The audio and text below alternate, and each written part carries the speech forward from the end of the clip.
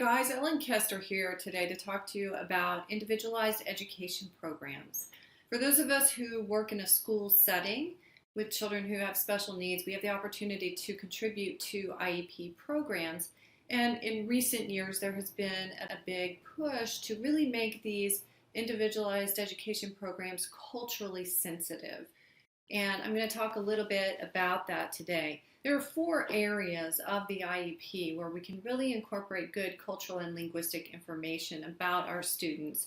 Those are the present levels of academic achievement and functional performance, or the PLOPs, measurable annual goals, special factors, and accommodations. Today I'm going to talk a little bit about how we can incorporate culturally sensitive information into the accommodations section of the IEP. One of the things that we can do is to make it visual. It's tough for these students who are English language learners sitting in a classroom where they're listening to a language that isn't their first language to get all of the information and follow all of the instructions. So really critical that we provide some good visual information for them to support their understanding of the lessons. Here's a quick example of a lesson on volcanoes where we can give them a diagram and label things for them. Or it can be as simple as drawing stick figures to help them have some visual support.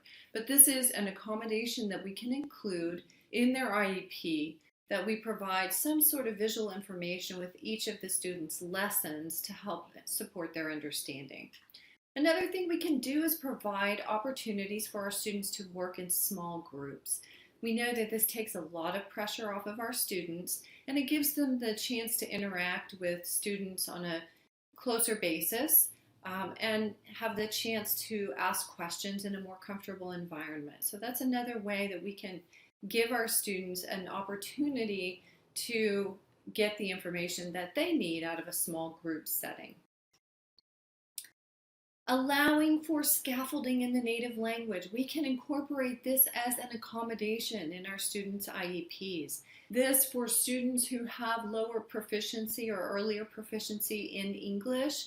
This is a great way to give them a lot of support. And it's one that really isn't done as frequently as it should be, but can provide so much support for our students who are learning English as their second language. Providing sentence frames to support growth of academic language. This is a great way for us to support the growth of their English as well as their content learning. We can also pre-teach lessons to our students. Sometimes when they just have a short lesson ahead of time, they have a little bit of information about some of the vocabulary that they're going to hear, about the content, that can really help them when in the bigger group lesson, that can really support their understanding of these lessons. So these are some of the ways that we can incorporate accommodations in the IEP